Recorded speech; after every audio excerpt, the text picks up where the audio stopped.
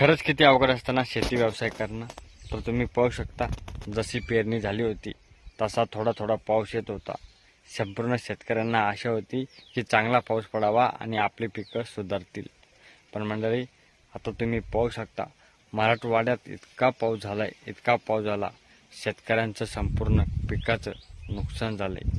म्हणजे जे जीव लावून शेतकऱ्यांनी आपली पिकं आणले होते, एकरी 20-20 ते 25-25 हजार रुपये खर्च करून आपली पिकं कस तरी मोठे केलते, पण इतका पाऊस पडला की संपूर्ण पिकांची वाट लागली.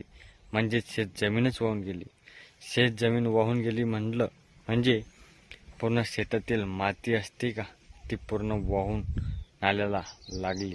म्हणजेच शेती पूर्ण नाहीशी झाली. म्हणजेच त्या शेतीचे कशा प्रकारे हाल झाले.